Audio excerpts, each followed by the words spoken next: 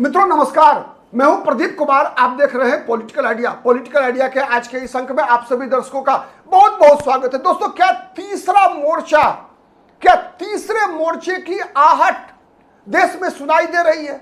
क्या राहुल गांधी के पास मात्र एक साल का समय है? क्या इसीलिए राहुल गांधी लगातार कह रहे हैं कि एक साल के बाद नरेंद्र मोदी देश में प्रधानमंत्री नहीं रहेंगे, एक साल के बाद देश के अंदर मध्यावधि चुनाव हो जाएगा? क्यों ऐसी बातें की जा रही है देश में? दोस्तों, आज इस वीडियो में हम इसी बात पर चर्चा करेंगे और आपसे आग्रह है कि वीडियो पूरा देखिएगा। यदि आप कांग्रेस के समर्थक हैं, राहुल गांधी को प्रधानमंत्री देखना चाहते हैं, तो निश्चित देखिएगा कि कैसे राहुल गांधी प्रधानमंत्री बन सकते हैं और कौन सा वो फैक्टर है जिस कारण से ये माना जा रहा है कि राहुल गांधी के पास मात्र एक साल का समय है।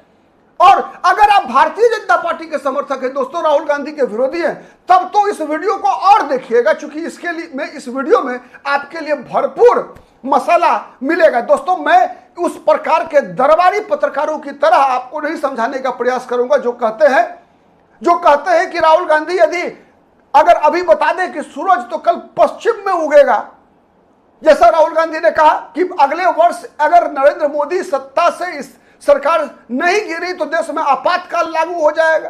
तो मैं जो भी बातें आपके सामने करूंगा वो तथ्यों के साथ करूंगा, तर्क के साथ करूंगा। आपको कितना पसंद आएगा कमेंट करके बताइएगा। और अब तक यदि हमारे चैनल को सब्सक्राइब नहीं किया है तो प्लीज सब्सक्राइब कीजिएगा, लेकिन बने रहिएगा अंत तक, जिससे पूरी बातें समझ सके।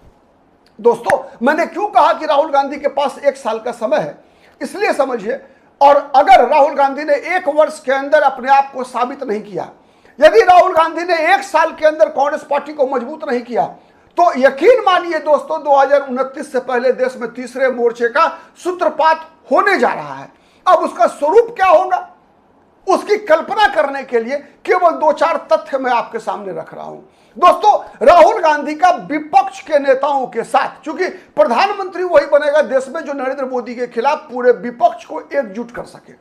पूरा विपक्ष कभी एकजुट नहीं होगा, लेकिन अधिक से अधिक लोगों को जो एकजुट कर सकता है वही नरेंद्र मोदी को 2029 में चुनौती देगा। इस बात से आप सहमत हैं कि नहीं है, बताइएगा कमेंट करके। पहला सवाल है दोस्तों, मेरा मानना है कि 100% सत्य है, नरेंद्र मोदी को वही चुनौती दे सकता है जो इस देश के अंदर विपक्ष के अधिकतर, क्योंकि आज भी कितनी भी बड़ी स्थिति हुई है दोस्तों, तो नरेंद्र मोदी और एनडीए के पक्ष में 42% 43% से ज्यादा वोट नहीं गया। आज भी बहुमत नरेंद्र मोदी की सरकार के खिलाफ है। लेकिन चूंकि हमारे देश में जो व्यवस्था है कि जिसके पास सबसे अधिक सीटें, जिसके पास सबसे अधिक वोट, वही प्रधानमंत्री बनेगा। आज तक कोई भी पार्टी केंद्र सरकार में 50% प्लस वोट लाकर सरकार नहीं बना सकी है। हाँ, कई राज्यों में हुआ है, लेकिन केंद्र में कोई भी किसी भी पार्टी की आज तक सरकार 50% प्लस वोट से नहीं बनी है। यहां तक कि 1984 में राजीव गांधी की भी, जब इंदिरा गांधी की हत्या के बाद सहानुभूति लहर चल रहा था पूरे देश भर में, 415 लोकसभा सीटें कांग्रेस जीतने में कामयाब हुई थी, तब भी वोटिंग परसेंटेज का आंकड़ा 50% क्रॉस नहीं किया था। यह जानकारी के लिए बताऊं तो फिर सवाल नहीं उठता है 50%, लेकिन 50% से ज्यादा लोग नरेंद्र मोदी के खिलाफ है, इस बात में कहीं कोई दो मत नहीं है। और इस वोट को कौन एकजुट कर सकता है, यह बड़ा सवाल है दोस्तों। क्या राहुल गांधी कर पाएंगे? अगर राहुल गांधी नहीं कर पाएंगे तो कोई ना कोई तो करेगा। दोस्तों, याद रखिए 2024 में राहुल गांधी लोकसभा में विपक्ष के नेता बने, बात वहीं से शुरू होती है। उसके बाद सबसे पहला चुनाव कहां हुआ? सबसे पहला चुनाव हुआ हरियाणा में, झारखंड में और महाराष्ट्र में। लेकिन दिल्ली विधानसभा चुनाव आते आते एक बार फिर सबसे बड़ा, जिसे हम कहते हैं ना कि इंडिया अलायंस के अंदर, आप जो भी नाम दे दीजिए दोस्तों, आप जो भी, अगर अरविंद केजरीवाल के समर्थक हैं तो आप अरविंद केजरीवाल को आप कह सकते हैं विभीषण, अरविंद केजरीवाल को विभीषण कह सकते हैं। अगर आप अरविंद केजरीवाल के विरोधी हैं तो अरविंद केजरीवाल को आप मंथरा कह सकते हैं, नहीं कुछ भी कह लीजिए। लेकिन राहुल गांधी के समक्ष सबसे बड़ा चेहरा जिसे राहुल गांधी से टकराना पड़ा, वो चेहरा था अरविंद केजरीवाल का। और दिल्ली विधानसभा चुनाव में माना यह गया, अरविंद केजरीवाल का मानना यह है कि राहुल गांधी के कारण ही अरविंद केजरीवाल की सरकार गई, आम आदमी पार्टी की सरकार गई। दिल्ली हो गया। उसके बाद 2026 की बात मैं कर रहा हूं दोस्तों, 2026 के जनवरी महीने में। उसके बाद बिहार विधानसभा चुनाव। बिहार विधानसभा चुनाव के दौरान हमने क्या देखा? हमने ये देखा कि जब महागठबंधन इंडिया अलायंस चुनाव लड़ रही थी तो वोटर अधिकार यात्रा राहुल गांधी के मंच पर देश भर में जितने भी पक्ष नेता थे सबके सब आए। तेजस्वी यादव थे, डी राजा थे, सीपीएम के नेता थे, एमके स्टालिन पहुंचे, कांग्रेस के जो मुख्यमंत्री हैं तेलंगाना के रेवंत रेड्डी, डी के शिव कुमार अब बने हैं कर्नाटक के मुख्यमंत्री, उन दिनों उप मुख्यमंत्री हुआ करते थे, सबके सब पहुंचे, जितने बड़े नेता थे विपक्ष के सबके सब पहुंचे राहुल गांधी के वोटर अधिकार यात्रा में। लेकिन वोटर अधिकार यात्रा की समाप्ति के बाद राहुल गांधी और तेजस्वी यादव के बीच जो आंकड़ा 63 का था वो आंकड़ा 36 का बन गया। सच है या नहीं है?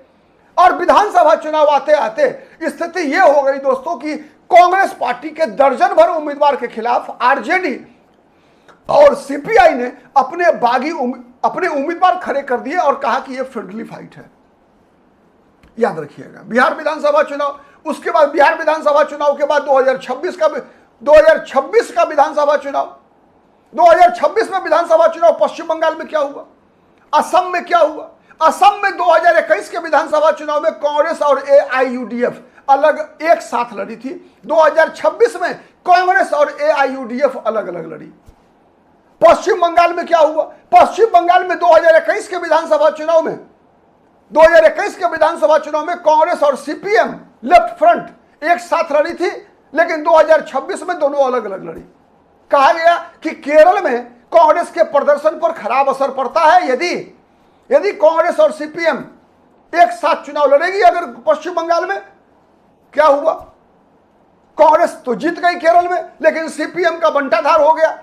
सीपीएम भी इंडिया अलायंस में है, विपक्ष में है, ममता बनर्जी भी इंडिया अलायंस में है, लेकिन तीनों पार्टियां पश्चिम बंगाल में अलग अलग लड़ी। तमिलनाडु में क्या हुआ? तमिलनाडु में कांग्रेस पार्टी लड़ी डीएमके के साथ, एमके स्टालिन के साथ। परिणाम आते ही कांग्रेस चली गई जो इंडिया अलायंस से बाहर की पार्टी थलापति विजय के साथ। यानी लगातार आप देख लीजिए कि इंडिया अलायंस टूटती जा रही है, बिखरती जा रही है। लेटेस्ट इंफॉर्मेशन में बताऊं दोस्तों, ये जो कॉकरोच जनता पार्टी, ये जो वेबसाइट के द्वारा सोशल मीडिया पर एक बनी हुई, अब ये सड़क पर आ रही है।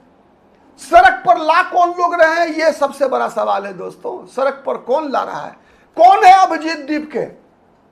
अभिजीत दीप के दलित समाज से आने वाला चेहरा है, दलित समाज से आने वाला चेहरा है। एक दूसरा, अभिजीत दीपके की कॉकरोच जनता पार्टी जो सड़क पर आ रही है 6 तारीख को दोस्तों। 6 तारीख के कार्यक्रम के लिए 3 तारीख को आप सबने देखा कि दिल्ली के कॉन्स्टिट्यूशन क्लब में उसका प्रेस कॉन्फ्रेंस हुआ। इस प्रेस कॉन्फ्रेंस के लिए कॉन्स्टिट्यूशन क्लब में जगह किसने दिलवाई पता है आपको? आरजेडी के राष्ट्रीय प्रवक्ता मनोज झा। आरजेडी के राष्ट्रीय प्रवक्ता मनोज झा ने अभिजीत दीपके को कॉकरोच जनता पार्टी के, अभिजीत दीपके की पार्टी के लोगों को 3 तारीख को प्रेस कॉन्फ्रेंस करने के लिए कॉन्स्टिट्यूशन क्लब में जगह दिलवाया। आप अनुमान लगा लीजिए। आपको समझ में आ रहा है? नहीं समझ में आ रहा है तो और समझाता हूं दोस्तों।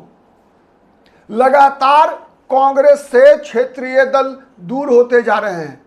लगातार एमके स्टालिन के समर्थन में अरविंद केजरीवाल ने जब रोड शो किया तो उस दिन राहुल गांधी तमिलनाडु में थे। किसे नहीं पता कि राहुल गांधी अरविंद केजरीवाल में संबंध खराब है। उसके बावजूद स्टालिन ने अरविंद केजरीवाल को क्यों बुलाया? अब स्टालिन इंडिया अलायंस से बाहर है। इंडिया अलायंस की बैठक 8 जून को है। ममता बनर्जी शामिल हो रही है, लेकिन स्टालिन शामिल नहीं हो रहे हैं। अखिलेश यादव के शामिल होने पर संदेह के बादल मंडरा रहे हैं। कई सवाल हैं दोस्तों। इसीलिए मैंने कहा दोस्तों, 1 साल का समय है राहुल गांधी के पास। यदि राहुल गांधी साल भर के अंदर यह साबित कर पाए और समेट पाए, अगर फिर से एक बार प्रयास करके या कोई फैसला कर पाए, राहुल गांधी के पास दोस्तों 2 विकल्प है। एक, या तो कांग्रेस पार्टी तय कर ले कि नहीं, मुझे आज से किसी भी क्षेत्रीय दल के साथ गठबंधन नहीं करना है। राष्ट्रीय एक चुनाव हारेंगे तो हारेंगे, एक चुनाव हार जाएंगे तो हार जाएंगे, लेकिन किसी क्षेत्रीय दल के साथ गठबंधन नहीं करेंगे, भले ही सरकार रहे या जाए। दोस्तों, कांग्रेस का उद्धार हो जाएगा। इसलिए उद्धार हो जाएगा कि 90 के बाद कांग्रेस जितने राज्यों में कमजोर हुई, हर राज्य में, यहां तक कि तमिलनाडु में भी कांग्रेस इसलिए कमजोर हुई दोस्तों कि जिस डीएमके ने कांग्रेस को चुनाव में हराया, पहली बार सत्ता छीनी 1969 ईस्वी में दोस्तों, उसी डीएमके को 3 साल के अंदर कांग्रेस पार्टी ने उसी पार्टी का समर्थन कर दिया, गठबंधन कर लिया, और उसके समर्थन में चुनाव ही नहीं लड़ा कांग्रेस पार्टी ने विधानसभा का। आपको पता है? आपको नहीं पता होगा। कांग्रेस पार्टी ने जिस कांग्रेस पार्टी को हराकर द्रविड़ मुनेत्र कड़गम के सीएन अन्नादुरई मुख्यमंत्री बने तमिलनाडु में, जिसके बाद से कांग्रेस की सरकार नहीं बनी तमिलनाडु में, उस तमिलनाडु में कांग्रेस पार्टी 3 साल के अंदर सीएन अन्नादुरई के बाद मुख्यमंत्री बनने वाले करुणानिधि के साथ गठबंधन किया, और गठबंधन के परिणाम स्वरूप कांग्रेस पार्टी विधानसभा चुनाव में अपना उम्मीदवार नहीं उतारी। अब इससे बड़ा सुसाइड क्या हो सकता है? सेल्फ गोल क्या हो सकता है? परिणाम, कांग्रेस खत्म हो गई तमिलनाडु में। तो इसलिए मित्रों, राहुल गांधी के पास 1 साल का समय है, वरना जितने राहुल गांधी के विरोधी हैं आप देखते रहिए। आप आरजेडी अलग हो चुकी है, स्टालिन अलग हो चुके, केजरीवाल पहले से मौके की तलाश में, अखिलेश यादव केवल इसलिए चुप है कि अखिलेश यादव को उत्तर प्रदेश का विधानसभा चुनाव, अगर उत्तर प्रदेश में विधानसभा चुनाव हो गया रहता या निकट भविष्य में 3 साल के अंदर नहीं होता उत्तर प्रदेश में विधानसभा का चुनाव, तो आज अखिलेश यादव भी राहुल गांधी के खिलाफ होते। आप कितने सहमत है बताइएगा। और इसका सबूत दोस्तों, जब 4 मई को पश्चिम बंगाल, तमिलनाडु जैसे राज्यों में चुनाव परिणाम निकल कर आए, अखिलेश यादव ने क्या किया? बंगाल गए, ममता बनर्जी के आंसू पोंछे, स्टालिन के आंसू पोंछने के लिए चेन्नई गए और बयान क्या दिया? हम वो नहीं जो मित्र को संकट में अकेला छोड़ दे। यानी कटाक्ष किस पर था? राहुल गांधी पर था ना। राहुल गांधी पर कटाक्ष इसलिए था कि राहुल गांधी ने डीएमके को छोड़कर टीवीके के साथ जाने का फैसला किया तमिलनाडु में। तो आप समझ लीजिए, स्पष्ट संकेत है दोस्तों इस बात का। महाराष्ट्र में शिवसेना, उद्धव ठाकरे लगातार राहुल गांधी पर हमलावर है। यह साबित करने का प्रयास उद्धव ठाकरे की पार्टी लगातार कर रही है कि Rahul Gandhi is not capable to lead oppositions party against Narendra Modi. Do you agree और नॉट? अब आप समझिए, क्या ऐसी ही स्थिति में कभी विश्वनाथ प्रताप सिंह का जन्म नहीं हुआ था? कभी ऐसी ही स्थिति में मोरारजी देसाई का जन्म नहीं हुआ था? सोचिएगा, नरेंद्र मोदी से लड़ने के लिए इन सबको एकजुट होना पड़ेगा, तय है, कोई विकल्प नहीं है। लेकिन क्या ये सब राहुल गांधी के नाम पर एकजुट हो रहे हैं? यह बड़ा सवाल है। नहीं हो रहे हैं, क्योंकि इन क्षेत्रीय दलों को पता है कि उनकी मंजिल जो बनी है, यह कांग्रेस की कीमत पर बनी है। कांग्रेस की बर्बादी से ही क्षेत्रीय दलों का जन्म हुआ है। चाहे तृणमूल कांग्रेस का जन्म कहां से हुआ, राष्ट्रवादी कांग्रेस पार्टी का जन्म कहां से हुआ, राष्ट्रीय जनता दल तो खत्म हो गई होती 1997 में, जब लालू प्रसाद यादव जेल जा रहे थे चारा घोटाला में। जब राबड़ी देवी को मुख्यमंत्री बना दिया तो लालू यादव की पार्टी टूट चुकी थी। अगर कांग्रेस पार्टी ने अपने विधायकों के बलबूते पर अगर लालू या राबड़ी देवी की सरकार को नहीं बचाया होता तो आरजेडी समाप्त हो गई होती। कांग्रेस ने बचाया। समाजवादी पार्टी, मुलायम सिंह यादव की पार्टी 1995 में स्टेट गेस्ट हाउस कांड में, जिसमें मायावती के जान लेने की कोशिश की गई, मायावती के इज्जत पर सवाल खतरे में पड़ी, जब बीजेपी के 2 नेता लालजी टंडन और ब्रह्मदत्त द्विवेदी ने मायावती की जान बचाई, इज्जत बचाई, उसके बाद मुलायम सिंह यादव को समर्थन देकर मुलायम सिंह यादव को उत्तर प्रदेश में मुलायम सिंह का अस्तित्व बचाने वाली पार्टी कांग्रेस पार्टी थी, और जो उसके बाद कांग्रेस अपना अस्तित्व ढूंढ रही है, यह स्थिति हुई। तो इसीलिए दोस्तों, 2027 का विधानसभा चुनाव 7 राज्य में होना है। 7 राज्यों में विधानसभा के चुनाव होने हैं। फरवरी मार्च में 5 राज्य, उत्तर प्रदेश, उत्तराखंड, पंजाब, गोवा, मणिपुर, और फिर सेकेंड हाफ में सितंबर अक्टूबर में गुजरात और हिमाचल प्रदेश। ये वो 7 राज्य हैं दोस्तों जिसके परिणाम अगर कांग्रेस पार्टी के पक्ष में नहीं रहे, अगर पंजाब में फिर से अरविंद केजरीवाल चुनाव जीतने में सफल रहे, अगर हिमाचल प्रदेश कांग्रेस नहीं बचा पाई, आम आदमी पार्टी अगर गुजरात में कांग्रेस की तुलना में आधी सीटें भी जीत गई, तो याद रखिएगा राहुल गांधी का विकल्प